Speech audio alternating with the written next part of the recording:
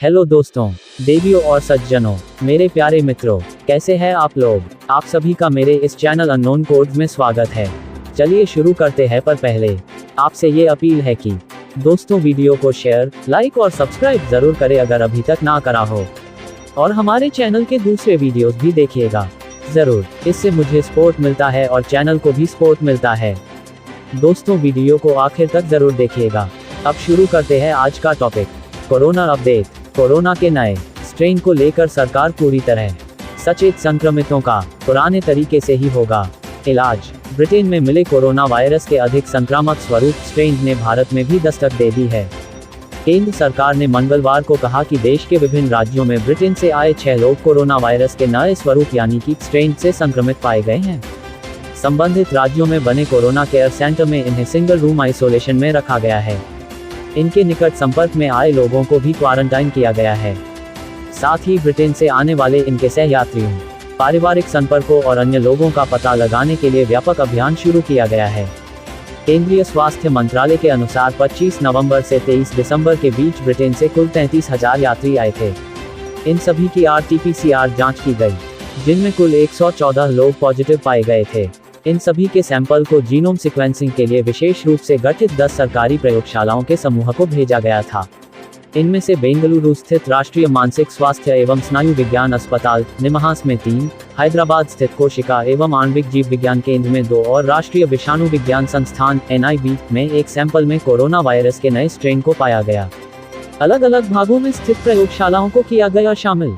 जानते हैं पूरी जानकारी। स्वास्थ्य सचिव राजेश भूषण ने बताया कि देश में 5% कोरोना पॉजिटिव मामलों के जीनोम सीक्वेंसिंग कराने का फैसला पहले ही कर लिया गया था।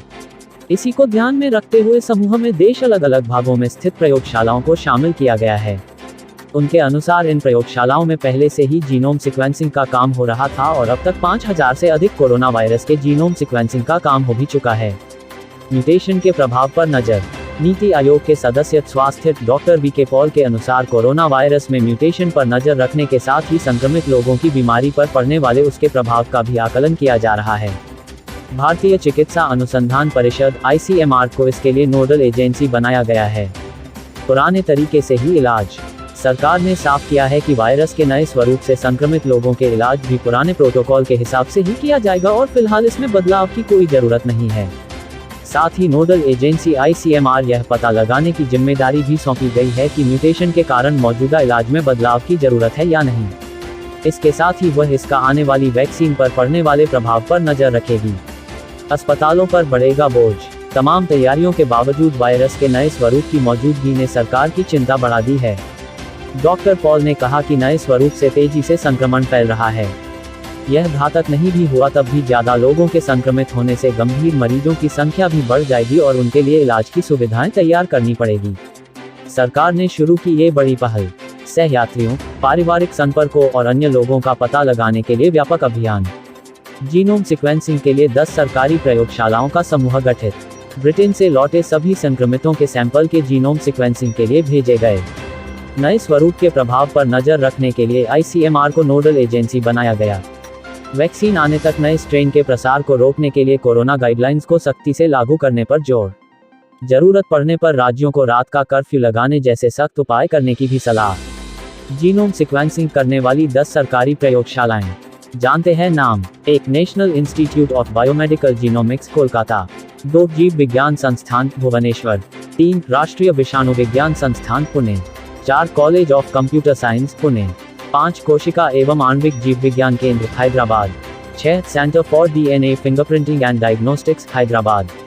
7 सतेम सेल विज्ञान और पुनर्योजी चिकित्सा के लिए संस्थान बेंगलुरु। 8 राष्ट्रीय मानसिक स्वास्थ्य एवं स्नायु विज्ञान अस्पताल बेंगलुरु।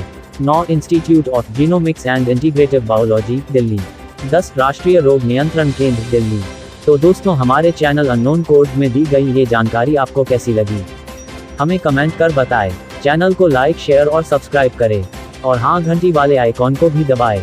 और चलते चलते खुश रहें, मस्त रहें, आबाद रहें, स्वस्थ रहें। धन्यवाद मित्रों।